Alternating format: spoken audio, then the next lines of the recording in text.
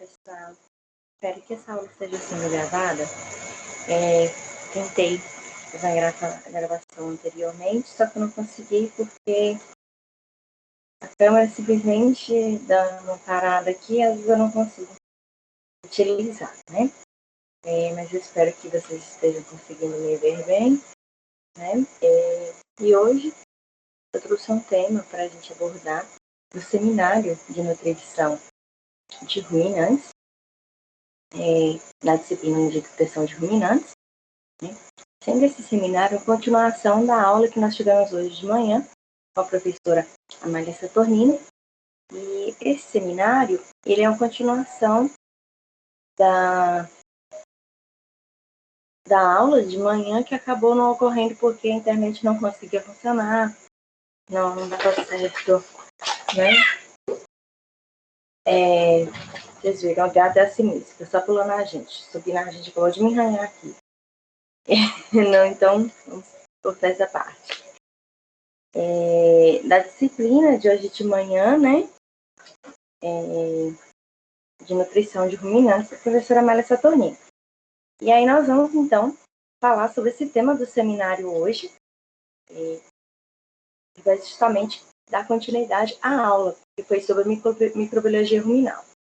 Eu preparei um slide aqui, eu vou fazer aqui a apresentação para vocês.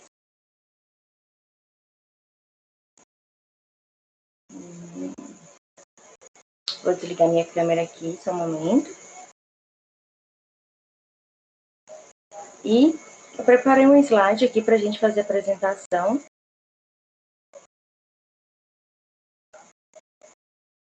Aqui. Vou compartilhar a minha tela com vocês. Espero que vocês estejam visualizando.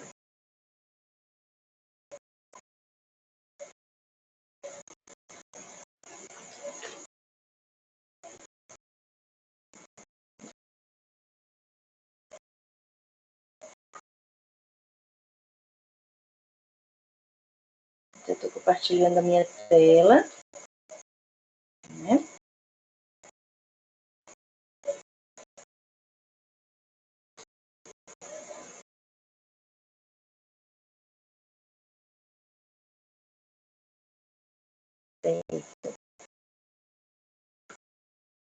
Vou colocar então aqui no modo de apresentação. Beleza. Então, temos aqui nosso slide do nosso artigo que nós vamos trabalhar hoje. Esse artigo, eu escolhi ele por causa justamente de conhecer, né? Alguns autores do artigo, na verdade, 2 autores do artigo. E eu escolhi esse artigo justamente por isso, né? Porque como eu conheço esses autores, né, que foram meus professores, eu achei interessante, já que é um trabalho, né, daqui da Universidade Federal de Minas Gerais, né?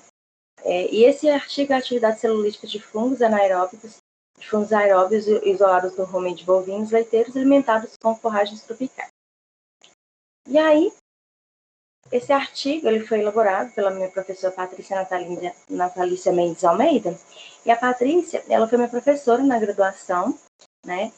Inclusive uma excelente professora. E deixar aqui meu abraço para ela e para todos os outros professores da FUNOST, que realmente a gente teve bastante um grupo, né, de professores muito bons, muito importantes para a nossa formação e com excelência muito boa. E a Patrícia não seria uma pessoa diferente, né? Foi uma professora que deu aula para nós de fisiologia, deu aula para nós da parte de histologia, né? E também nós somos alunos na parte de a disciplina referente a laticínios, né? Que é a formação, aí a nutrição de bovinos de leite, né? Em relação à questão, não nutrição de bovinos de leite, a questão de tecnologia de leite e derivados, né? E aí ela foi colega também, no caso, do nosso professor de nutrição, que é o professor Daniel, né? Não está aqui nesse artigo, mas que faz parte aí da equipe também. E aí o professor Eduardo Robson Duarte, né? Que também foi professor de disciplina isolada na UFMG. E também a professora Luciana, que agora que eu estou reparando que a professora Luciana está aqui nesse artigo. Engraçado que eu peguei o artigo mais por causa da professora Patrícia, e agora estou vendo aqui tem a professora Luciana, a professora Flávia eu não conheço, né? O professor Eduardo eu também não, Cláudio eu não conheço, e o Edivaldo também não conheço, né? A Isabela Carolina também, mas com certeza já estão aí trabalhando na área, e logo logo a gente vai ter o prazer de conhecer. Então vamos lá, nós vamos iniciar falando aqui sobre o artigo, sobre a introdução, né? E qual é a importância desse artigo? Ele vem falar sobre o ecossistema ruminal. A gente estudou hoje na aula de microbiologia, nós estamos então estudando os componentes microbiológicos que fazem parte do ecossistema ruminal. E no rumen nós vamos ter, além da água e dos fragmentos alimentares, que aí no caso vão ser o capim, a silagem, o concentrado que o animal ingere, nós vamos ter os micro-organismos, que no caso vão ser as bactérias, alguns organismos do reino arquí, os fungos e os protozoários. E entre esses indivíduos nós vamos ter várias relações, em relações positivas, negativas, enfim, né, competição. E nós vamos ter todo esse tipo de relação, permitindo esse bioma, né, essa fauna dentro do rumen, permitindo então aí uma melhor digestão dos alimentos. Porque o que acontece? São esses micro-organismos, né? E só pedir um pouquinho de desculpa pelo nervosismo, a gente acaba às vezes, com a primeira vez que eu estou fazendo esse tipo de vídeo, acaba que a gente fica um pouquinho nervoso, mas para tentar ser mais natural possível. Assim, esses indivíduos, eles vão ter, então, essa participação na quebra da celulose, na quebra de estruturas que o indivíduo não consegue absorver, né, fazendo então com que o rumen seja um ambiente de aproveitamento dos nutrientes muito melhor, né?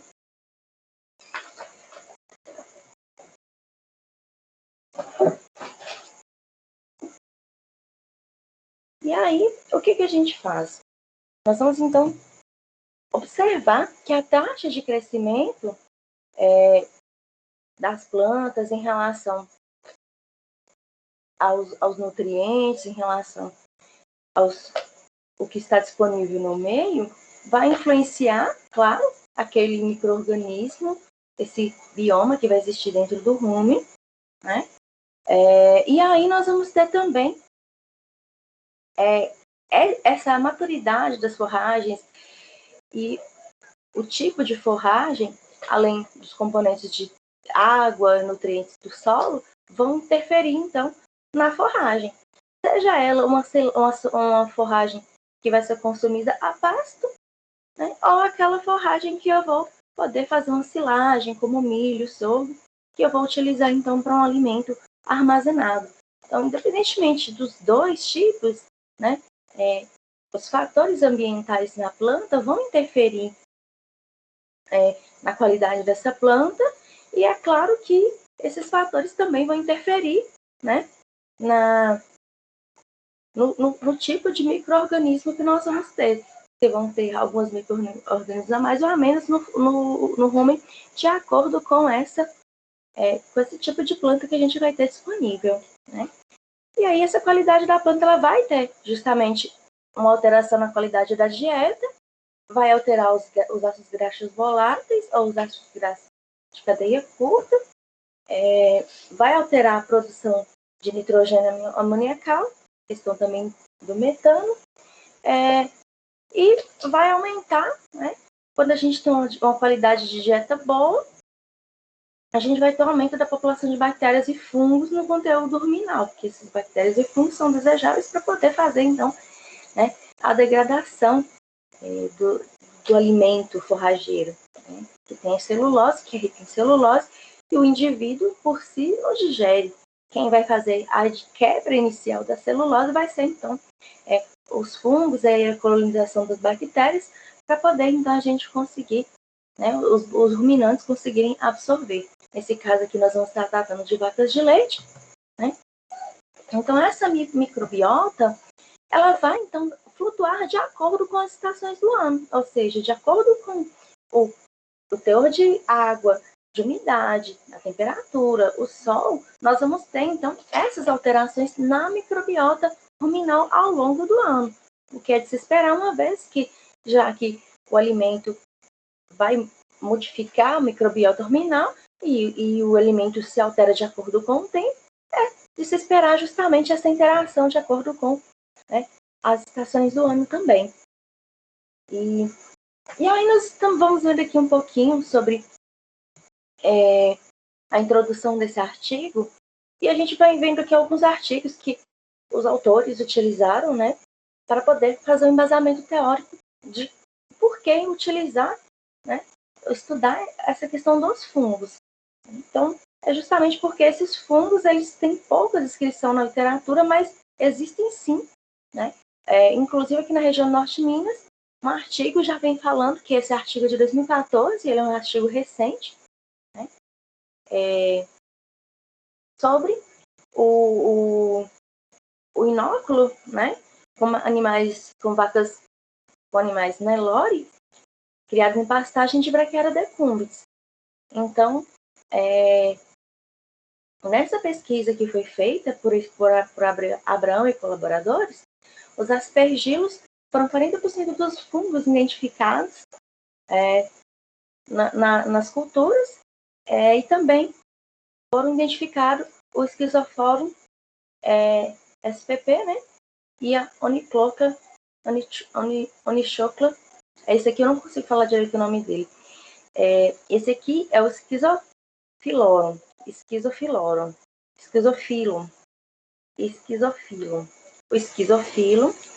e o Onychocla. Esse aqui eu já não conheço tanto, né? São mais diferentes eles.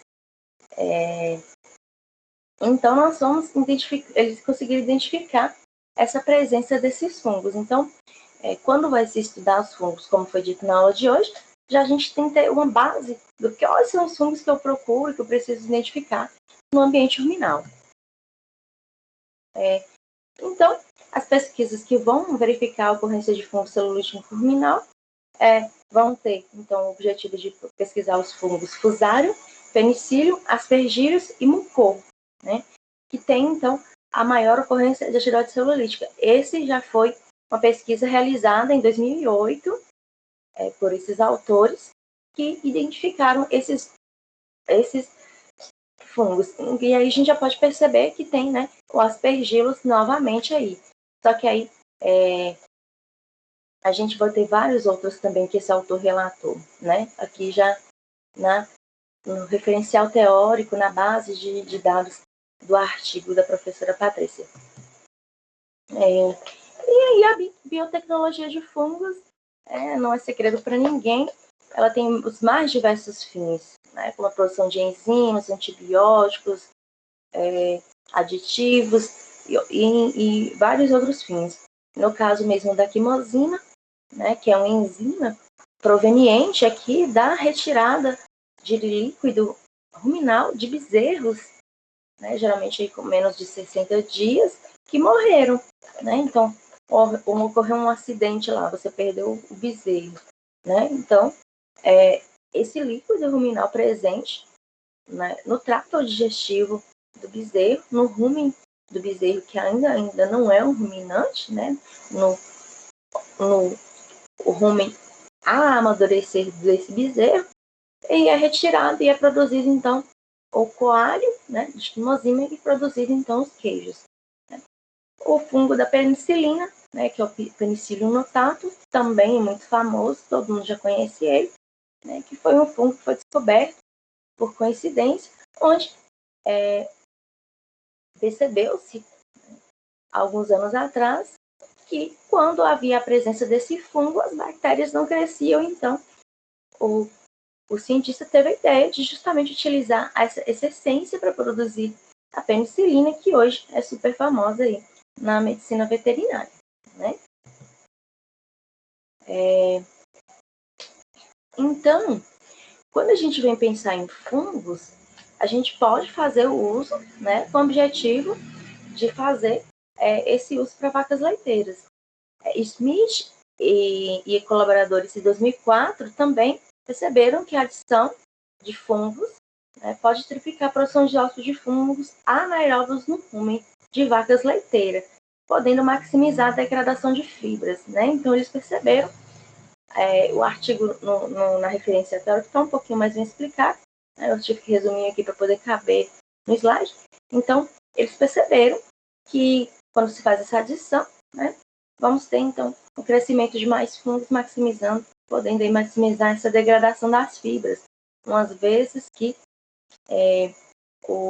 os fungos, né, que no caso é esse aqui, o Aspergillus oryzae, que é o fungo da soja, né, e esse fungo da soja, quando ele é adicionado, que é para produzir o molho de soja, no caso, né, esse fungo, quando ele é adicionado na dieta de vacas leiteiras, então, tem uma maior produção de fungos anaeróbios dentro da região do rumen.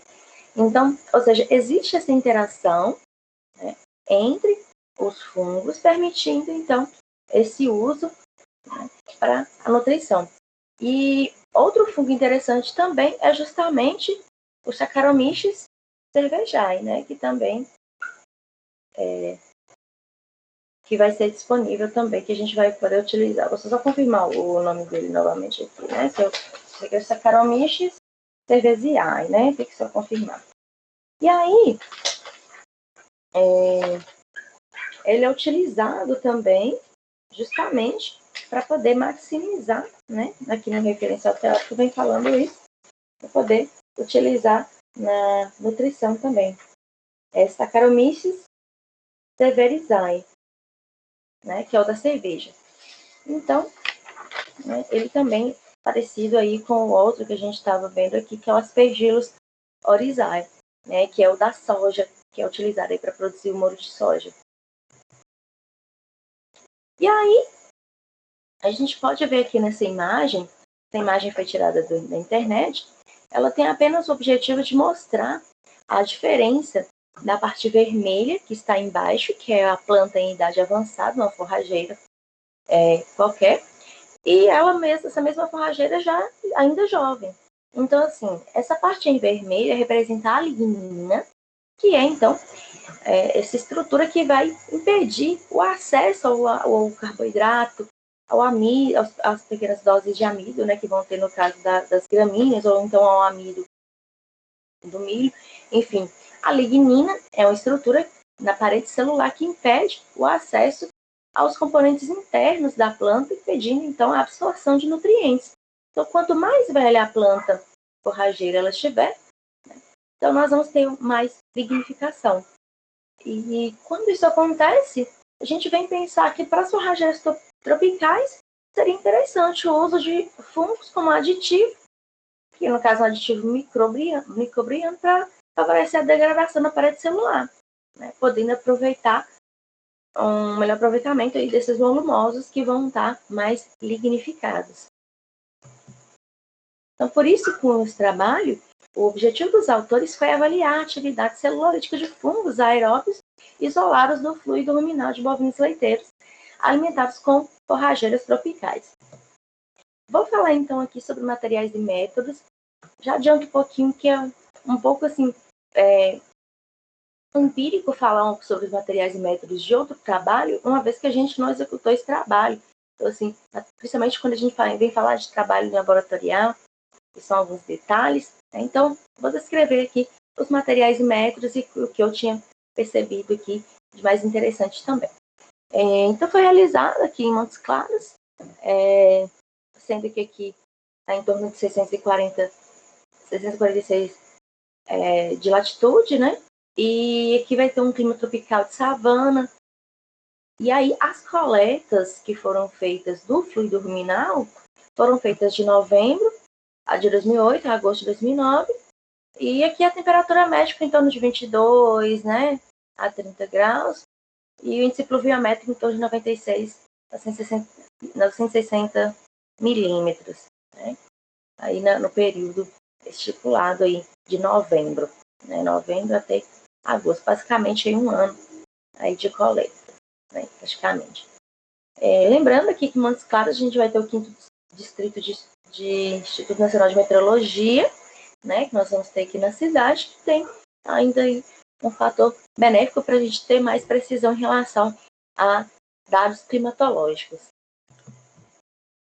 E aí, foram coletadas amostras de vacas alimentadas com silagem de sorgo, foram 30 vacas alimentadas com silagem de sorgo, 32 vacas com braquiária brisanta, e as bezerras foram 12 bezerras com silagem de sorgo e 11 alimentadas com cana-de-açúcar. Então, nós tivemos esses animais, né, e foram feitas as amostras de coleta do fluido ruminal. Os animais foram colocados em brejo de contenção no período da manhã, antes da primeira refeição. Foi feita a tricotomia, asepsia com iodo PVPI 1%, segundo a metodologia de Dirks em 1993. E foram porcionados 15 ml de fluido ruminal. E essas amostras foram cultivadas em meio sólido, que é o cultivo C, né? Contendo celulose microcristalina 1%. E nesse cultivo foi avaliada a taxa de positividade dos fungos miscelanos, que são esses que a gente procura, para os animais avaliados. E aí, utilizou-se o suave para inocular o fluido ruminal em 2 tipos de placas de Petri, que vão ser o primeiro tipo, que é contendo o meio sintético C, que vai ser a celulose microcristalina, 1%, o sulfato de amônio, magnésio heptahidratado, e o 2% do agar, que aqui vai ser um agar-agar. Então, o primeiro agar vai ser o agar com a celulose, né? E aí, foi feita, então, a manutenção na estufa, monitorando a 39 graus Celsius, e o crescimento das colônias fúngicas por até 21 dias, né? Então, foram 2 tipos de placa. Uma foi a placa PET-agar, né? Agar celulose, que vai ficar na estufa 39 graus Celsius, né?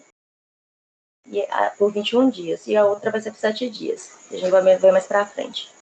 E aí, para a identificação dos fungos, né, foi utilizado o segundo agar, segundo a técnica de Riedel, que foi o agar taborral. E aí, foi buscado fazer esse cultivo e depois fazer as características micromorfológicas desses fungos de acordo com Lacaze et al., que vai ter, então, a descrição de fungos de interesse médico-veterinário. E também de interesse biotecnológico, né? E aí, foi feita, então, a atividade celulolítica para 49 isolados de fungos miscelanos. E aí, perceberam-se, então, na caracterização, né? Na identificação das colônias, 27 amostras do gênero Aspergillus, das amostras, né? Dessas outras amostras, que no caso eram 49, né? 27 das amostras analisadas, dessas 49. 27 tinham Aspergillus, 4 tinham o Glycocladium, e 6 tinham o Paecilomyces, 9 tinham o Rhizophus, e o 3 e o Cerosporum. Né? 3 tinham do Cerosporum. Ou seja, foi então feita a identificação. E então o gênero aí predominante foi o Aspergillus mesmo, como a gente já viu em outros trabalhos. E aí, né, a celulose foi a única fonte aí de nutrientes para esses fungos, querendo saber então se eles então iriam degradar essa celulose. E aí, depois eles fizeram a incubação de 7 dias. Aí aqui tem alguns dados aqui da placa de Petri, né? Foi placa de Petri, 15 ml do meio C. E aí, procedimento multiplicata, beleza, feito, colocou na estufa, e aí foram avaliadas as atividades celulolíticas, perdão, a cada 24, 48 horas e 96 horas. Só que o autor fala que preferiu deixar para realizar, excluir os dados de 96 horas, uma vez que ele teve, né, preferiu excluir esses dados. Vou explicar por quê. E aí a mensuração dos halos foi feita, então, para fazer a avaliação da degradação da celulose em relação ao diâmetro da colônia, né, com auxílio de um paquímetro. E aí, eles foram fazendo, então, dividindo os valores do halos pelo hidrólise do diâmetro da colônia a cada período de avaliação, né? Foi mensurando o tamanho do halo. E aí, em relação à estatística utilizada, né, eles fizeram o uso do teste de variância para a atividade celulolítica, né, e em relação a, também eles avaliaram os tempos, né, de incubação, que eles fizeram o teste não paramétrico de Wilcox. É o Wilcoxon, né? Porque é o Wilcoxon. É o Wilcoxon, que esse teste não paramétrico. É para verificar provavelmente aí a diferença entre um tempo e o outro, né? Esse teste Kruskal-Wallis eu também nunca utilizei, teste não paramétrico, geralmente, né? Já utilizei muita análise de variância. E o programa que eles utilizam, no caso aqui para a pesquisa deles, foi o SAEG, né, 2007. Sistema de análise estatística de genética. Sistema muito bom mesmo, gosto muito do SAEG. E aí vamos para os resultados de discussão da equipe, né? Então, para as bezerras, todos os meios de nutrição, tanto a silagem como a cana-de-açúcar, tiveram a presença dos fungos, né? Para todas, nos dois grupos, tanto no grupo de 12 como de 11 bezerras. E aí, quando a gente vai falar das vacas, foi até bom ter, como falar, tem um certo de bom para ruim também, porque hoje mais cedo, né, eu estava estudando, então assim, eu tinha entendido que foi aí a bactéria brisanta que tinha significado maior, é que eu tinha trocado aqui. Então assim, a brisanta teve uma porcentagem menor de quantidade de fungas comparadas com as placas alimentares com silagem de sorgo. O que também é de se esperar, né? Já que se o sorgo foi feito, no caso, na silagem, não era sorgo in natura como no pasto, e aí nós vamos já ter fungos, naquela silagem, aquele produto já vai estar, né, com uma colônia de micro-organismos bem maior, com a fauna bem maior, tanto de bactérias como de árqueas, né, de fungos, de protozoários, eles vão estar muito mais concentrados, vai ter uma quantidade maior na silagem do que, né, no pasto. Né? E aí, mais cedo eu tinha entendido que o pasto estava com maior quantidade de cultivo de fungos. Só que aí depois que eu estava olhando hoje à tarde, né, depois da aula que eu não consegui falar mais cedo, que eu consegui ler direito, aí pensei assim, ó, tá vendo? Se eu tivesse apresentado aquela hora, ia ficar um pouco confusa nessa parte aqui, né? E aí, em relação à questão das bezerras, não houve diferença, né? Vamos ver aqui a tabela. E aí, essa tabela, que é a tabela 1, vai ter a atividade celulítica média de isolados de diferentes gêneros de fungos provenientes de rumo de bovino leiteiro alimentado com forragens tropicais após 28 e 40 horas de incubação. E por que eles retiraram os dados de 96 horas? Porque com 96 horas, o halo já tinha praticamente consumido toda a celulose disponível. Né? Então, acabou que com 96 horas, eles não conseguiram mensurar quais fungos estavam com halo maior, ou seja, qual tinha mais degradado, quais grupos aí de placas de Petri, de fungos, teriam um halo com maior degradação, né? Então, acabou que eles não conseguiram, porque eles fizeram aí em triplicada, né? Dessas 49 amostras. Então, eles, quando deu 96 horas, já não dava para saber quem realmente estava com mais quantidade de fungos predominantes com halo maior, né? Porque, para vocês verem aqui, com 24 horas, o aspergillus foi, né? Foram as colônias de fungos identificadas que estavam com halos maiores, ou seja, com maior degradação daquela área, deixando perceber que o aspergillus teria, então, a maior degradação dessa celulose, né? Então, mais colônias de aspergillus estavam com esse halo maior, mostrando, então, que o aspergillus tem esse halo maior, né? Ele degrada mais. E o segundo, no caso, foi esse aqui eu tô com dificuldade para falar o nome dele, eu treinei, mas vamos tentar lá. É o Glycocladion. O outro é o Pseudomyces, o Rhizopus e o Cerosporum. Então, assim, o Cerosporum teve, né, o halo menor de todos os grupos de fungos, né? E aí, o Aspergillus foi o que teve o grupo maior de degradação, né? Percebendo aí que em 24 horas, 48 horas, perdão, né, a gente vai ter aí, justamente o predomínio aí do Aspergillus, né? Então, qual que foi a conclusão do artigo que a gente estudou hoje dos professores, professora Patrícia, professor Eduardo, professor Luciano?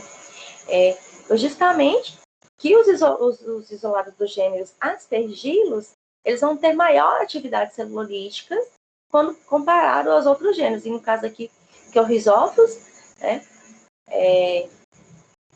que vão ter maior degradação, no caso, com 48 horas. Que aí, no caso, o Rhizopus vai ter uma degradação maior que 48 horas. E o Aspergillus, né, vai ter essa maior degradação. Então, 8 isolados de Aspergillus e 6 de Pseudomyces apresentam atividade celulítica superior a 1, o que indica boa capacidade de degradação, celulose e elevado potencial de desenvolvimento probiótico, né, na alimentação de ruminantes, né. Então, visto aí a importância desses dois fungos. Aí aqui são as referências do pessoal, que o pessoal utilizou, né, algumas referências muito importantes, né, de exame clínico. Esse livro aqui mesmo, o Dixon, ele é referência, né, em relação a exame de bovinos.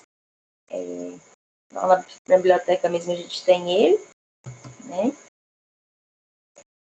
E o Lacaze é o Tratado de Micologia Médica, né, que vai ser justamente um autor referência em relação a fungos, né.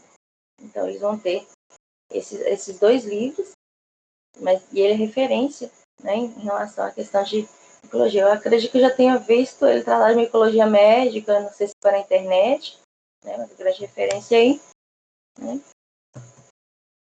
E aqui as outras referências. O Van Soest, claro. E aí, qualquer dúvida, né, gente? Aí, como a gente está com a aula, hoje foi justamente gravada, a aula foi offline, acaba que nós vamos, então, estar utilizando esse vídeo, né, para poder fazer a aula, para poder assistir ela, mas não vai ter como a gente fazer perguntas, discutir o artigo, mas um artigo pequeno, de 6 folhas, 6 páginas, praticamente.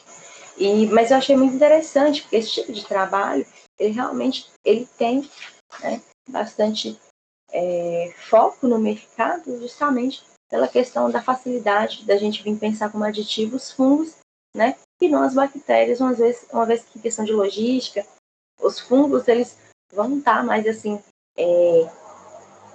fáceis de trabalhar. E aí a gente tem interesse em entrar com o fungo para quebrar inicialmente aquela celulose, né? Então, qual que é o objetivo? Entrar com o fungo para quebrar aquela celulose, já iniciar a quebra da celulose e depois, né, as bactérias vir a fazer, então, a sua degradação, né? Então, é esse que eu achei interessante o tema também, essa questão da interação dos fungos com as bactérias. E o autor relata também bastante isso no artigo, né?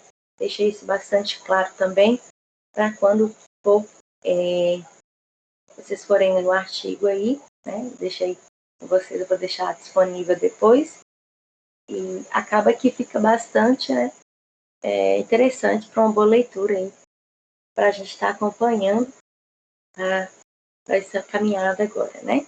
Então, um abraço para vocês, um beijo, e aí a gente vai conversando, né, nas próximas aulas de nutrição. Até mais.